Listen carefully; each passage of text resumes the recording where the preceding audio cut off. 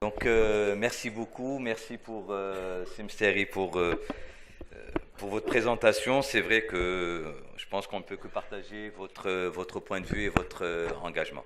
À mon tour de remercier les organisateurs, merci beaucoup de m'avoir convié. Vous savez très bien que je me sens chez moi en médecine générale. C'est toujours un plaisir et un honneur, et à travers moi, bien sûr, le fait d'intégrer et d'associer à la médecine interne marocaine à votre événement. Donc, ce qu'on va faire aujourd'hui, on va essayer de parler en 30 minutes. Je vais essayer de faire moins parce qu'il est déjà 13h30. On va, si vous voulez, démystifier un topo où pendant très longtemps, on croyait que c'était un chapitre qui était essentiellement dédié aux internistes, puisque chaque fois qu'on a une fièvre au long cours, on se dit c'est quelque chose de très compliqué. Donc avec Sigmira, avec le comité organisateur, ce que nous avons convenu ensemble, c'est de voir jusqu'où on peut aller en médecine générale. Et tout d'abord, comment va-t-on définir une fièvre au long cours, et est-ce que toutes les fièvres au long cours nécessitent une prise en charge extrêmement spécialisée? Et mon objectif en 30 minutes, c'est d'essayer de vous convaincre du contraire, et vous allez essayer de voir, nous allons essayer de voir ensemble qu'en gros, faire appel aux médecins spécialistes en médecine interne pour gérer ce chapitre, les hypothèses et les circonstances vont être le moins possible. Alors, des choses quand même basiques, ne le prenez pas mal, mais toujours des fois, parce qu'on continue à recevoir des patients avec de faux diagnostics, il y a des choses qui sont assez simples. On parle, la température centrale, c'est au-delà de 38 degrés le matin, et au-delà de 38,3 le soir, ça aussi c'est une notion importante. Et puis une notion qui est importante, c'est que ça doit être pris à distance des repas, et surtout, après un repos de 20 minutes. Et puis vous avez ici bien sûr des choses basiques que vous connaissez, que la température centrale c'est la voie rectale et la voie tympanique, et quand vous prenez la voie buccale et axillaire, bien sûr il faut ajouter 0,4 à 0,6 degrés. Et puis il y a des données importantes où avant d'arriver, je vois que vous prenez des photos, donc comme d'habitude je laisse mes diapos, donc elles sont dans l'ordinateur. Pour ceux qui veulent les prendre, elles sont la propriété de l'ensemble de la salle. Il y a quand même des datas importantes que l'on a en lisant tout simplement la feuille de température. Et c'est pour ça un des premiers messages que je vous donne en médecine générale, quand vous avez un patient qui vient vous voir parce qu'il a une fièvre qui persiste, vous allez lui dire tout simplement, si vous jugez qu'il ne doit pas être hospitalisé, qu'il n'a pas des critères de gravité que je vais essayer de voir avec vous tout à l'heure, prenez vos températures 6 fois par jour, mettez-la moi sur une feuille blanche tout simplement, revenez me voir dans 2 jours, et ça vous permet d'avoir des datas importantes. Des données importantes, pourquoi?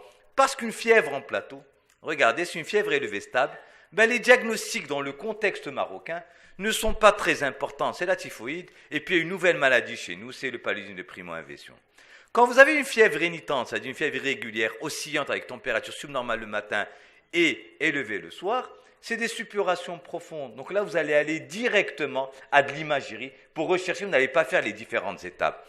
Quand vous avez une fièvre intermittente, ça veut dire une fièvre avec des pics et retour à la normale, c'est le palu, et je continue à avoir moi le palu dans mon service, des malades où on ne fait pas le diagnostic. Quand même, j'insiste sur ces données-là. Le Marocain voyage beaucoup actuellement en Afrique subsaharienne. Il y a des vols Casa-Rio, donc le palu, ce n'est pas uniquement l'Afrique subsaharienne. Le Brésil, si vous allez en Amazonie, il y a un risque de palu. Voilà des datas, des données que vous devez avoir. Et puis, une fièvre ondulante, et ça, c'est un message que je vous lance. Et je vais y revenir tout à l'heure, c'est que tout syndrome fébrile au long cours n'est pas synonyme d'une pathologie infectieuse. Et regardez, une fièvre ondulante, c'est la brucellose au Maroc, le lait pasteurisé, non pasteurisé, et puis une maladie qui est fréquente essentiellement parce qu'il y a des amis du Nord, c'est une hémopathie classique, qui est la maladie d'Hodgkin, qu'il faut garder en tête. Et voilà, donc une fièvre n'est pas obligatoirement une maladie infectieuse.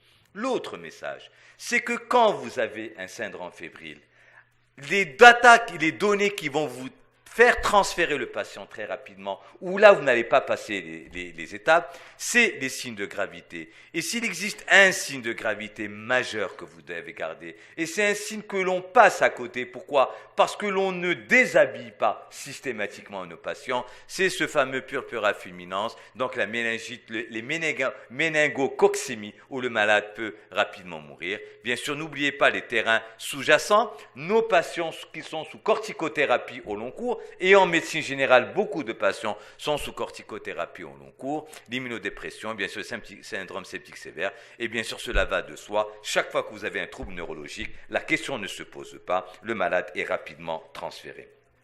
Là, je vous ai mis des choses, des données de médecine générale auxquelles vous devez, c'est comme, vous savez, la checklist du commandant de bord avant de décoller. Pensez toujours au palud. Moi, ça m'est déjà arrivé de perdre des malades avec un paludisme. Le traitement est facile, il est gratuit et c'est extrêmement aisé. Lorsque vous posez le diagnostic en retard, même si le traitement est adapté, le patient mourra indépendamment, bien sûr, de thérapeutique. Les lombalgies fébriles, c'est quelque chose que j'ai vécu moi, j'ai failli mourir d'un choc septique. Voilà, c'est des choses classiques, basiques, auxquelles on ne pose pas, c'est des diagnostics d'interrogatoire. Les douleurs abdominales, l'érysipèle, vous savez, les érysipèles avec des cellulites extensives, c'est des diagnostics simples. Au Maroc, diabète, prévalence 7 à 10%, 3 millions de Marocains. Est-ce que vous examinez systématiquement les pieds de vos malades? Ça commence toujours par un intertrigo interorteil, une petite fièvre. Vous ne voyez pas votre érysipèle. Et au moment où vous allez faire le diagnostic d'une cellulite extensive, voilà des données basiques, simples. Et puis, je ne parlerai pas de l'enfant et du nourrisson, parce que le nourrisson, c'est l'apanage des pédiatres. Enfin, l'apanage des pédiatres pour les formes graves. Alors, rechercher des signes d'orientation, je vous l'ai dit. Et en gros, en fin de compte, ce que je vais vous convaincre aujourd'hui, même si on est dimanche à 14h, à 13h40, c'est que, s'il vous plaît, la meilleure façon de poser un diagnostic d'une fièvre au long cours, c'est d'éviter qu'elle ne devienne une fièvre au long cours. Et ça passe par quoi? En faisant ça, en fin de compte, le syndrome fébrile est un syndrome aigu ou subaigu. C'est que tout simplement dans notre consultation à nous, de consultation spécialisée, ce sont des patients où tout simplement on n'a pas posé les bonnes questions, des questions d'interrogatoire, ou que tout simplement nous n'avons pas déshabillé notre patient. Et l'auscultation cardio-pulmonaire, au-delà de l'endocardite infectieuse, qui est assez typique, les péricardites, voilà, des péricardites basiques, ce fameux frottement péricardique. Et en gros, ces diapos que j'ai prises de chez mon ami le professeur Mahmoud, c'est que, premier message de cette première partie, et c'est des patients qu'on continue à voir, c'est que chaque fois que vous avez une hyperacousie polynucléotrophile avec une CRP élevée, les médecins démarrent une antibiothérapie. Et puis, je peux vous donner un simple contre-exemple, une leucémie aiguë, ça a une hyperleucocytose, ça a 400 de CRP, et ce n'est pas une maladie infectieuse. Une péricardite, actuellement, c'est une péricardite aiguë, virale, ça vous donne 500 de CRP, ça vous donne une hyperleucocytose, et ça se traite par de l'aspégique, tout simplement de la colchicine, et ça n'a rien à voir avec une maladie bactérienne. Donc, en gros, première partie, conclusion, toute fièvre n'est pas infectieuse et toute infection ne nécessite pas une antibiothérapie. Ça, c'est un des gros messages que je voulais passer. Alors maintenant, une fois faite cette longue introduction, mais M. Hermous, définissez-moi cette fièvre au long cours. Vous avez vu que je l'ai volontairement, sur le plan pédagogique, je l'ai mise à la fin, parce qu'en respectant cette première partie, vous allez déjà squeezer 30% des hypothèses diagnostiques de fièvre au long cours. Et quand vous avez correctement fait ça, une fièvre au long cours, c'est une fièvre au-delà de 38,3, constatée à plusieurs reprises pendant 3 semaines ou plus, et dont l'étiologie n'est pas connue, après une enquête clinique, et examen de routine. Vous avez vu, l'enquête clinique est la base de tout cela. Donc, en gros, ensemble, ce que nous allons essayer de voir, c'est que, est-ce que devant toute fièvre au long cours, je vais faire mon PET scan, etc., systématiquement, ou mon scanner? Non. En gros, c'est qu'il existe une démarche diagnostique, clinique et d'examen complémentaire qui est obligatoire dans notre prise en charge d'une fièvre au long cours. Alors, regardez, je vous ai mis cette... J'ai pas le temps, ça serait prêté en atelier. Quel est pour vous l'indicateur le plus fiable d'un syndrome inflammatoire? VS fibrinogène, CRP, apto, oroso. J'aurais mis procalcitonine, mais bon, procalcitonine, c'est un autre topo. Donc, vous avez vu que, et on va essayer de voir ensemble, en gros, une des questions qui se pose à vous en médecine générale, si je suis en présence d'un syndrome fébrile au long cours, quel serait le paramètre biologique qui va m'aider à poser le diagnostic d'une inflammation? Et regardez, je vous ai mis ici une dépendance exclusive de la réaction inflammatoire. La CRP au-delà de l'apto, au-delà de fibrinogène, et la VS vient en dernier. Pourquoi? Parce qu'il existe des faux positifs. Une IVS accélérée, c'est d'abord une électrophorése des protéines. Vous recherchez une hypergamma qui peut faussement, et puis j'ai Madame Kherbache à côté, la grossesse en elle-même peut faire monter la vitesse de sédimentation. Et puis ce qui m'intéresse dans mon raisonnement, c'est cette cinétique rapide d'évolution de la CRP par azote aux autres, une grande sensibilité, bien sûr, exécution rapide et peu onéreux, et voilà, c'est des choses qui vont vous permettre de raisonner. Alors, je ne vais pas m'attarder, je n'ai pas le temps, je vous ai mis ici dans la CRP, puisque c'est celui qui serait un des moins chers et peut-être le plus fiable en médecine générale, mais nous, en médecine spécialisée, on utilise également, on intègre la procalcitonin dans notre raisonnement médical. Alors, volontairement, je vous ai mis ces diapos pour essayer d'élucider ce que je vous ai mis tout à l'heure. Je vous ai mis toutes les affections suivantes, sauf une, peuvent donner un syndrome inflammatoire. Et regardez volontairement dans les hypothèses diagnostiques, j'ai mis tout, sauf les maladies infectieuses. La myxome de l'oreillette, sinusopathie, hyperthermie habituelle, un TRAPS pour faire bien médecine interne, donc les maladies compliquées, et dissection aortite chronique. Et hier, on rendait les jurys de concours d'internat, donc je suis dans le jury, et donc on a rendu les épreuves d'admissibilité. Il y a avec moi le professeur Elkal. Il a opéré un patient dissection aortique, fièvre au long cours. Le patient va bien, mais il aurait pu mourir. Voilà, c'est une urgence qui est passée en chronicité et on est complètement passé à côté. Voilà, des hypothèses donc pour vous illustrer. Et je vous demanderai dans les étiologies que je vais vous mettre tout à l'heure de retrouver quelle est la réponse. Donc vous avez dit sinusopathie, donc j'invite à tout le monde à trouver la réponse dans les études que je vais mettre tout à l'heure. Donc oui, c'est vrai. Oui que les causes infectieuses sont les plus fréquentes. Dans le contexte marocain, c'est 50%. Mais moi, ce que je vous demande de retenir, c'est que 50% ne sont pas infectieuses. Donc voilà, endocardie, tuberculose, tout ça, c'est des choses basiques, classiques. Mais regardez ce que je vous ai mis ici, sujet débilité. Le sujet débilité, c'est quoi? C'est un diagnostic interrogatoire. Si j'ai un drépanocytaire, si je n'ai pas posé la question, vous savez que les drépanocytaires sont des patients qui sont en asplénie. Donc, c'est du fait des infarctus spléniques qu'ils font, c'est comme s'ils n'avaient pas de rate, et donc c'est des patients qui peuvent faire des infections, et d'où l'intérêt de les vacciner. Voilà, en fin de compte, quand on s'intéresse à tout cela, ce sont des diagnostics d'interrogatoire. Sinusopathie, donc elle fait partie. Donc vous avez vu, sinusopathie chronique, ben voilà, des choses basiques qui font partie. Infection dentaire, est-ce qu'on examine systématiquement les dents de nos patients? Et puis, je vous ai mis ici, infection bactérienne, mais regardez, virale, parasitaire chronique. Et on pense toujours aux infections. Quand on dit infectieuse, on pense aux bactériennes et on oublie les autres choses. Et puis, une cause rare, c'est le syndrome de Munchausen, on peut y revenir. Ça, c'est plutôt ces diagnostics interrogatoires. Les autres hypothèses qui sont importantes, ce sont les néoplasies. Et en premier, ce sont les hémopathies. Et les hémopathies sont des causes extrêmement importantes, fréquentes, c'est 10% des cas. Les hémopathies, les myélodysplasies, et puis les tumeurs solides. Les tumeurs et les métastases hépatiques. Et vous savez comment on pose le diagnostic? Tout simplement, c'est des métastases qui répondent tout simplement à l'aspirine. Voilà, un des critères, quand vous avez une image au niveau du foie, quand ça répond, quand la fièvre disparaît rapidement à l'aspirine, voilà, c'est un des critères de diagnostic. Et voilà, donc en gros, et puis j'ai mis ici néoplasie testiculaire.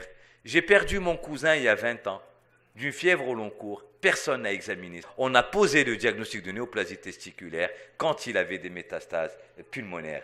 En parallèle, je vous donne l'exemple également de Armstrong qui a gagné le Tour de France 7 fois. Vous connaissez tous ce monsieur. Il avait une néoplasie testiculaire diagnostiquée rapidement. On l'a opéré, il a regagné 3 Tours de France. Voilà, c'est ce que je vous dis, un des messages importants, c'est qu'avant, la meilleure façon de prendre en charge une fièvre au long cours, c'est d'éviter qu'elle ne devienne une fièvre au long cours. Et généralement, l'interrogatoire et les examens cliniques permettent de vous retrouver des diagnostics. Et vous convenez qu'avec moi, c'est des diagnostics assez aisés où vous n'avez pas besoin d'un interniste. Et puis, ce n'est qu'après. Et regardez, souvent on adresse les patients en médecine interne, et regardez que nos causes, en fin de compte, notre rapport de diagnostic en tant que spécialiste est faible par rapport à la médecine générale. On ne vous rendra service que dans à peu près 25% des cas, et encore parce que dans ces maladies-là, beaucoup peuvent être posées en médecine générale. La fibrose rétropéritonéale, c'est quelqu'un qui a mal en lombaire, vous faites un scanner et vous retrouvez. Donc voilà, c'est très facile, c'est aisé. Et puis le Crohn, là aussi, c'est un diagnostic d'interrogatoire. Est-ce que le malade a des diarrhées? Et les connectifs, voilà, en fin de compte, ces maladies. Et puis je voudrais quand même parler d'une maladie qui existe. On en parlait tout à l'heure avec une collègue dans la salle. La fièvre périodique, d'accord, les douleurs abdominales, syndrome fébrile, c'est des gens qu'on opère à chaque fois pour une appendicite, on ne trouve rien. Test thérapeutique simple, vous donnez de la colchicine, ça disparaît, elle fait disparaître de la fièvre, fait disparaître les douleurs abdominales, et puis vous confortez votre diagnostic avec la recherche du gène MEFV de la maladie périodique. Et puis, n'oubliez pas les causes cardiovasculaires. Hier, j'étais invité, donc j'ai assisté à une conférence sur l'intelligence artificielle et j'ai rencontré un collègue que j'ai soigné il y a 12 ans. Il y a 12 ans, il était hospitalisé à Cherzet pour un accident de la voie publique et il avait fait une fracture, on l'a opéré, post-fracture, et puis il a fait de la fièvre qui persistait. C'est un collègue et donc antibiotiques. Et on m'a appelé pour donner en 2006 mon avis pour bilan d'une fièvre, pour donner une antibiothérapie post-opératoire, donc du nosocomial, chez un patient qui présentait de la fièvre. Je ne sais pas, peut-être qu'il y en a parmi vous qui connaissent ce collègue. Ça faisait plaisir de rencontrer hier. Vous savez le diagnostic c'était quoi? C'était une phlébite des membres inférieurs. Personne n'avait examiné. C'était un polytraumatisé qui était alité. Personne n'examinait ses mollets. C'était une phlébite, il aurait pu mourir d'une embolie pulmonaire. Donc la maladie thromboembolique fait partie des hypothèses diagnostiques. Et puis j'ai mis ici thrombus intracardiaque. N'oubliez pas une maladie qui est fréquente au Maroc, c'est la maladie de Besset, qui est aphthose buccale, aphthose génitale. Et quand vous avez de la fièvre, vous pensez à d'autres diagnostics. Voilà. Donc je pense que en vous donnant ces hypothèses, en vous les commentant, je suis sûr que vous êtes en train de voir des patients qui sont passés de votre consultation et peut-être que nous n'avons pas posé les bonnes questions pour réorienter le diagnostic. Et ce n'est uniquement à cette étape que vous allez faire appel à l'interniste. Et l'interniste, vous allez voir quand vous allez envoyer le patient, il va refaire votre travail. Donc en gros, on l'a envoyé peut-être trop tôt puisqu'il va reposer les questions d'antécédents. L'origine ethnique, maladie périodique, juifs séfarades, pourtour méditerranéen au Maroc, la maladie de Besset dans le contexte marocain, la profession, les loisirs, quand si vous allez en campagne à la forêt, la maladie de Lyme, c'est comme ça que vous allez faire cette maladie. Les voyages, Rio de Janeiro, donc le paludisme, ce n'est pas uniquement l'Afrique subsaharienne. Les médicaments. Est-ce que vous posez, et ça c'est une question que je vous dis, chaque fois que vous avez un patient avec une fièvre au long cours, c'est très simple, et tout simplement, vous allez être étonné de retrouver ce qu'on appelle les fièvres médicamenteuses et les fièvres aux antibiotiques, que nous sommes responsables de cela. Et puis, bien sûr, l'anamnèse, j'en ai parlé, donc je vais aller beaucoup plus vite, donc les signes cliniques, tuberculose, etc., etc. Et puis, pour rendre hommage à mon avis, Madame Ammar, présentation atypique, silencieuse, c'est ce qu'on appelle le patient gériatrique affébrile, indolore. Et voilà, je pense qu'elle parlera mieux de moi, et c'est pour lui tendre la perche par rapport à la conférence qu'elle fera tout à l'heure. Et puis, n'oubliez pas une chose, syndrome inflammable VS accéléré n'est pas une maladie. Ça, c'est un message important. Quelqu'un qui avait une fièvre qui persistait, le critère de jugement d'efficacité, ce n'est pas la normalisation de la VS, c'est plutôt un critère clinique. Le fait de garder une VS accélérée ne veut pas dire que votre patient continue à avoir la maladie. On pourra revenir tout à l'heure dans une discussion. Et je vous ai mis ici voilà, thrombose veineuse, hématome et bien sûr les causes médicamenteuses, surtout si vous âgé, les antiarythmiques, d'accord, les antihistaminiques et bien sûr le plus grand pourvoyeur, c'est les antibiotiques. Vous donnez un traitement pour soigner une fièvre, votre efficacité, vous êtes efficace sur le plan infectieux, vous allongez la durée de votre antibiotique, votre malade est guéri, il garde la fièvre, mais c'est une fièvre qui est secondaire à votre antibiotique et qui n'a rien à voir avec sa maladie causale. Donc il faut savoir se poser des fois et regarder la question. Et puis la deuxième étape, c'est des choses qu'on oublie de faire qu'on oublie de faire, c'est, vous savez, moi quand j'étais enfant, quand j'allais chez mon pédiatre, il avait deux salles. Une salle où il recevait la famille pour faire l'ordonnance et l'autre salle où l'infirmière me faisait rentrer. Et qu'est-ce qu'elle faisait, l'assistante? Elle me déshabillait. On a oublié de déshabiller nos malades. Mais c'est exactement ça ce que je vous ai mis. Le médecin viendra vous chercher en cabine pour vous déshabiller. Alors l'autre chose, s'il vous plaît, les choses qui rapportent gros en médecine générale, que vous devez systématiquement faire. Au-delà de 50 ans, regardez les artères temporales de vos patients. Maladie d'Orton. Vous examinez l'œil de vos patients, vous faites un examen, l'œil rouge, les uvéites qui vont vous orienter vers une maladie particulière. N'oubliez pas l'examen ORL. Les dents, examinez tous les ganglions. Je continue à faire des diagnostics de maladies d'Hodgkin, de lymphome, parce que tout simplement, il y avait un petit ganglion qui est passé inaperçu. Les thyroïdites, donc dommage, je ne sais pas si on a avec nos copains de Salé dernièrement, une thyroïdite diagnostiquée sur PET scan. C'est quand même dommage qu'on arrive au PET scan pour le diagnostic d'une thyroïdite. C'est très simple, c'est quelqu'un qui a une fièvre, qui persiste, qui a des douleurs cervicales. Deux diagnostics. Maladie de Takayasu chez la femme, vous prenez le pouls, l'absence de pouls. Et chez l'être humain, chez tous les hommes et femmes, c'est la thyroïdite. C'est très simple. Vous dosez la TSH et vous faites une échographie, une scintigraphie qui est blanche. Voilà, c'est des diagnostics auxquels on passe à côté. Les carotides, bien sûr, j'en ai parlé. Les jugulaires et puis, bien sûr, la colonne cervicale.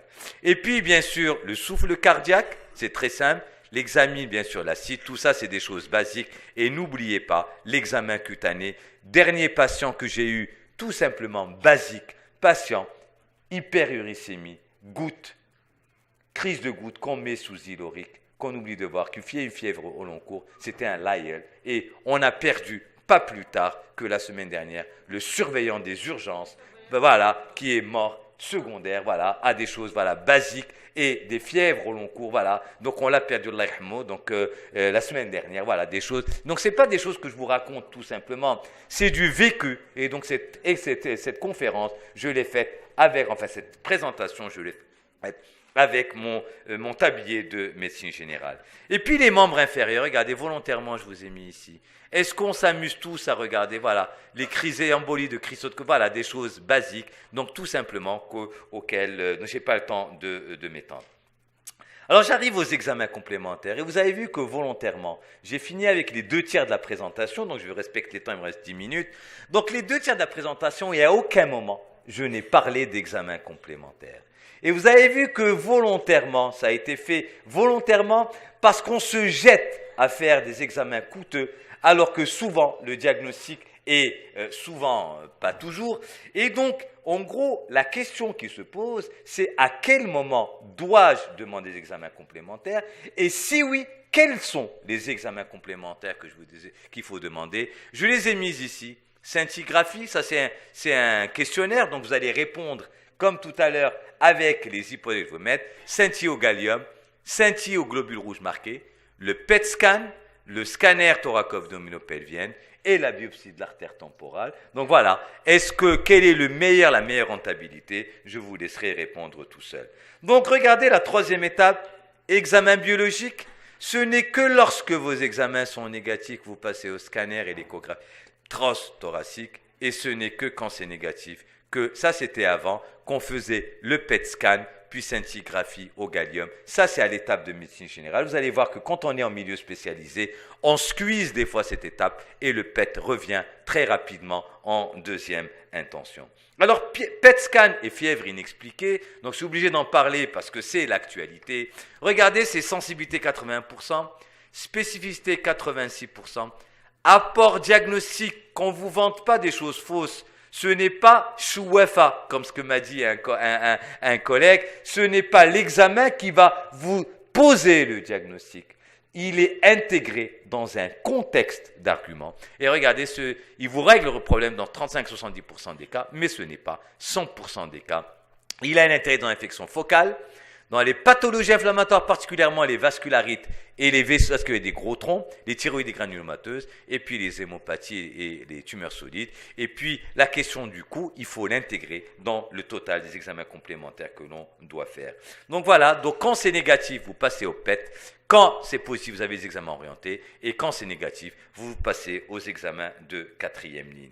Et puis regardez, les examens de 4e ligne, ce qu'on faisait avant, vous savez, moi quand j'étais interne, quand j'étais PA et puis professeur dans mon agrégation en 2006, l'échographie et la colonoscopie, c'était l'examen de première intention. Vous avez vu qu'avec les nouvelles données, actuellement les recommandations, c'est des examens de 4e intention, la biopsie médulaire également. On peut y revenir tout à l'heure en discussion. Et puis, pour mes 5 dernières minutes, c'est quid, que dois-je faire ? Quelle est mon attitude? Donc, on a vu notre raisonnement médical, notre raisonnement adapté avec les examens complémentaires. Et puis, notre rôle également, c'est de proposer une thérapeutique parce que le patient, il paye 100 000 dirhams s'il ne voit pas les traitements arriver. Il y a de quoi. Donc, voilà. Quid si persistant du syndrome fébrile. Et à ce moment-là, ce n'est qu'à ce moment-là qu'un traitement d'épreuve par anti-BK est justifié. Et là, je saisis, puisque j'ai le micro, pour vous passer un message important. S'il vous plaît, le quantiférant, cet examen qui coûte 1500 dirhams, je ne sais pas s'il y a des gens dans le laboratoire, ils vont me détester, n'est pas un examen biologique pour poser le diagnostic de tuberculose maladie. S'il vous plaît, intégrez bien cela. Le quantiférant n'a intérêt que pour dire que vous avez une infection tuberculeuse latente. Nous tous, on est 500 dans la salle médecin. Si on fait 500 quantiférants médecins, ils vont tous être positifs. Est-ce que ça veut dire qu'on a une tuberculose maladie? S'il vous plaît, intégrez cela dans votre raisonnement médical, puisqu'on continue à avoir maintenant, on prescrit du quantiférant à tort et à travers, et on donne des traitements antibacillaires sur des quantiférants positifs, ça n'a rien à voir. Un traitement d'épreuve par corticoïdes est justifié, oui, quand vous n'avez pas de diagnostic, mais à condition que vous ayez respecté les étapes. Et puis, la probabilité d'une infection sous-jacente demeurée non diagnostiquée est grande, attention. Donc, c'est ce qu'on appelle, je vous rappelle, les syndromes paranéoplasiques. C'est un syndrome clinique ou biologique qui peut survenir en même temps, venir après ou précéder une néoplasie et qui doit disparaître avec la guérison de la néoplasie. Et puis la résolution, et ça c'est une notion importante, dans 30% des cas, 30% des syndromes fébriles vont guérir tout seuls. Et chacun va mettre ce qu'il veut. Quel rigole parce que quiz, quel rigole parce que dirt le miel, quel rigole parce que dirt le hijama, quel rigole parce que je suis en train. Chacun va donner son explication, mais la science a montré partout dans le monde que dans 30% des cas, ça va disparaître tout seul, même si vous ne faites rien. Et puis, ce n'est qu'à ce moment-là que l'avis du Dr House s'impose. Donc, bilan négatif. Donc, regardez, c'est ce que je vous ai mis, s'il vous plaît. Il faut savoir s'arrêter quand vous pouvez être des examens complémentaires. Donc, ça ne sert à rien de ruiner vos patients. Pas d'autres investigations. Le suivi est plus important que les examens complémentaires quand ils sont négatifs. Et regardez, 30% vont régression en 3 à 6 mois. Un tiers, vous allez avoir une diagnostic ultérieure. Ça veut dire qu'il faudra continuer à surveiller vos patients.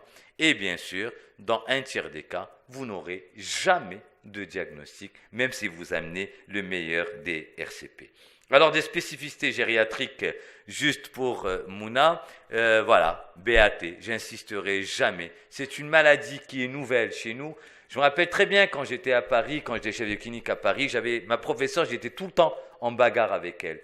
Elle me disait, il y a un gradient nord-sud pour les vascularites. Elle me disait, les vascularites n'existent pas au sud, ça n'existe qu'au nord. C'est faux, parce que tout simplement, on avait une espérance de vie qui était basse. Actuellement, que l'espérance de vie est à 75 ans au Maroc, ces maladies qui existaient au nord, parce qu'elles existaient, elles surviennent chez des sujets âgés. Maintenant, vous avez des sujets âgés. Donc, on nous a inculqué que ces maladies n'existaient pas. C'est faux. Maintenant, et je pense que Mme Ammar en parlera, elle est mieux placée que moi pour en parler. Ces maladies, ces spécificités gériatriques, c'est une actualité dans le contexte marocain. Je vous ai donné l'exemple type, c'est la maladie d'Orton. Amusez-vous à regarder les artères temporales de vos patients. Donc, patient asymptomatique, et là, un message important. Quand vos malades est symptomatique et qu'il y a un engagement du pronostic vital, là, vous avez le droit de tout mettre.